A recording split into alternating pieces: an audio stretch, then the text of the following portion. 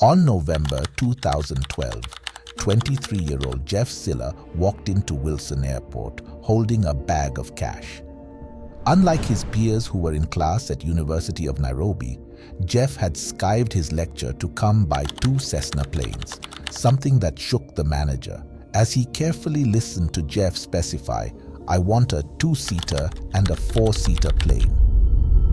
Who is this kid? The manager wondered, but since Mans couldn't find answers, he assumed Jeff was one of those politician kids, not knowing that Jeff had come from a lineage of generational scammers, a trade he had inherited from his maternal grandpa, Paul Nyumu, who first set foot in United States of America in the late 90s, when moving to America was like every African's dream.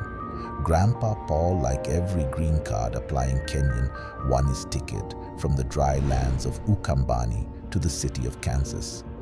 However, on arrival, he quickly realized that things on the ground were totally different from the success stories he had heard, forcing him to work 2 or 3 jobs to sustain himself, a lifestyle he had never envisioned as he bid goodbye to Kenya at Jomo Kenyatta International Airport. Either way, he still dreamt of better days, which gladly later dawned upon him when a pal introduced him to identity theft, a trade where they stole identities of old folks in United States nursing homes by buying their social security numbers and opened fake accounts to claim tax refunds.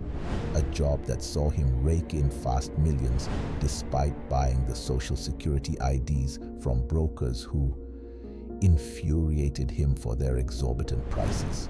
So to cut them off, he decided to build his empire from scratch with the full understanding that to be successful, he needed 2 things: a loyal tax preparer and allied caregivers who had access to patients' docs. People he didn't have on speed dial, but since he was looking for loyalty, he flew back home in 2003.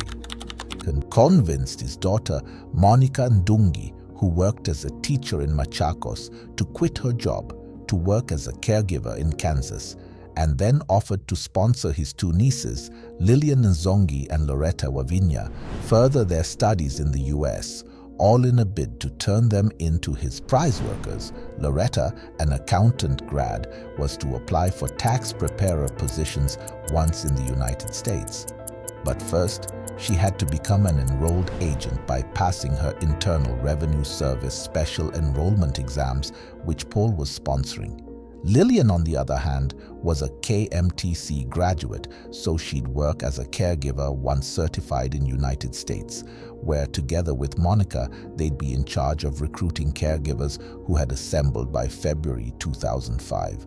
Spread across homes in California and Kansas were 22 years old Irvin Somba, 19-year-old Edwin Nyumu Silla, 24-year-old Vincent Ogega, who worked as caregivers with the sole intention of accessing details of their elderly victims so as to give them to Wavinya, who prepared fake federal and state tax claims since she was now working as a certified tax preparer for a company in Kansas. A master plan that brought to life their American dream quite fast because millions streamed in like nonsense, having made over 300 fake claims, with every fake federal claim ranging between $4,000 to $45,000, while the state refunds ranging between $1,500 to $20,000. To be honest, they had hit the jackpot, and with money raining like Fat Joe's music video, everyone in the team was balling. From the smallest worker to the boss, everyone could afford at least a Ferrari, a beautiful apartment, plus a few millions in the bank just in case they wanted to visit the strip club, or send money back home to build retirement homes, or as pocket money to their kids, for those like Monica, who kids in school. Her kid being none other than Jeff Ndungi, who had turned from a quiet Alliance High School alumni, as his classmates knew him, to a real crowd pleaser once the millions from mom started coming, as he was pursuing information technology at the University of Nairobi, because as his fellow freshmen struggled to book hostels, Jeff lived largely in a furnished 1-bedroom apartment in South B, driving to school either in a Benz or Escalade because Mama made the dream happen. Meanwhile, this honeymoon was abruptly halted when the FBI's attention was caught by a large money transfer done by Paul, Monica's dad, to Nairobi in December 2006. Wondering why this was happening, they arrested Paul, who under immense pressure admitted to fraud, and was presented in court where he was luckily granted bail as the prosecution begged for more time to gather evidence to close his case. This, however, was a big mistake on the government side because as soon as Paul stepped out of jail, he headed straight to the airport and boarded the next plane to Kenya.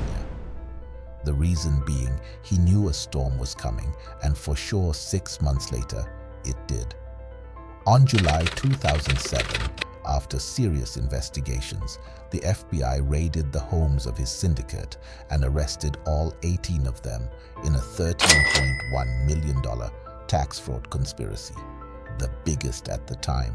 That attracted heavy penalties, which saw the whole team sentenced for more than 10 years each, apart from the boss Paul, who escaped while on bond to Machakos, a move that saved his ass and that of the game, because as he lay low in Kenya, he linked up his IT-pursuing grandson, Jeffrey Silla, with a deal that would ultimately help him set up his first illegal business that was fast gaining traction in the African space. The business of illegal streams. The deal was for Jeff to electronically issue a dud check to the US federal government, whereby he was able to steal from them $7.7 million in 2012. Money he had never dreamt of touching sent him to buy the only thing he didn't have: planes. He bought Cessna 5YCCN and 5YCCIN later, used the rest of the cash to buy equipment that would tap DSTV signals for him to sell to West African countries, something that saw multi-choice Kenya and Nigeria run to court in 2015. For help, BC Man was playing with their bread. Not knowing what multi-choice didn't know was Jeff's sale of illegal streams was just a side hustle for them as they waited for everything to fall in place in their new syndicate. The syndicate of BEC scams. As an IT expert, Jeff would be the head of this scam, but for the plan to be successful, they needed someone in the US.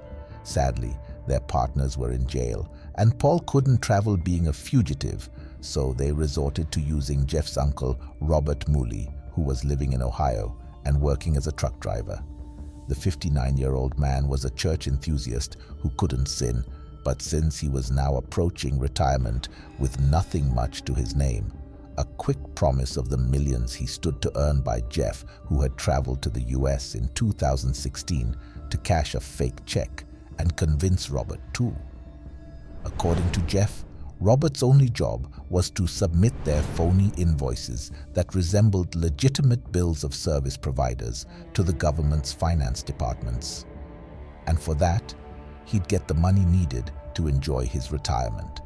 Jeff's job, on the other hand, was to clone email addresses of official service providers doing business with US county governments requesting change of bank details. A plan was about to set off when Jeff returned to Kenya, but sadly, the deal he had come to seal was infiltrated by the FBI, who had gotten wind of this deal after the person Jeff was meeting was turned into an FBI informant. So as he sat in Kenya Airways, awaiting departure, FBI agents took him off the plane. His arrest, however, did not stop the dream that he had shared with his brother Edwin Silla Nyumu, who filled the shoes Jeff left. His work was drafting emails for their uncle Robert, who was in Ohio, with their first victim being the city of Detroit. Robert sent an invoice to the city of Detroit with the gods of Ukambani by his side, where he was able to strike a $750,000 payment to his personal account, which ultimately signified that the business was ripe for full-blown entry. This successful transaction convinced Robert to take the next step, where he opened up a business account in the name of Rogram Home Improvement at First Commonwealth Bank in Ohio. This company had been registered on September 14, 2005 by Grandpa Paul, but had remained inactive. Robert's opening was in prep for the hijacking of $1 million legit deal that involved Dell Computers supplying Fairfax County in Virginia with new computers in July 2018. With insiders in the Dell Company and First Commonwealth Bank, Edwin, while in a cyber cafe in Kenya, cloned the legit email address of Dell Computers and sent an email using docs provided by their insider to Fairfax County, requesting a change in payment details. The new bank details he offered were those of Rogram Home Improvement as registered by Mooley at this bank, and this request was approved, and the unsuspecting county officials paid them $1.3 million. Whereby this request was approved and the unsuspecting county officials paid them $1.3 million between August 8th to September 8th, 2018, waiting for new computers. As they waited for the supply, Robert quickly withdrew this money and sent it to Kenya, to his family who were eagerly waiting for him to come enjoy the millions Daddy was sending them, and to Edwin for the mails. However, their days would be numbered because as he continued scamming in preparation for a rich retirement, a fresh graduate from FBI Academy at Quantico who was looking to make a name for himself, now working as a special agent with the agency, received Robert's file at his desk. His name was Jeff L. Sherrott. Just like Mahone of Prison Break, he was determined to get Robert and his colleagues after county sheriffs kept complaining of questionable financial dealings. So when Robert Mooley fleeced the county of Vermont of $3,900 as his last deal, thinking no one was on his trail, FBI agent Jeff connected the dots between this transaction to the ones made in other counties, and with that, he secured an arrest warrant for Mr. Robert. So as Robert unknowingly booked his flight to Kenya from his Carrollton home in Ohio, the FBI ignited their engines towards his location, where Robert was arrested hours away from boarding a plane to Kenya. He was charged with fraud and sentenced to 20 years in 2019.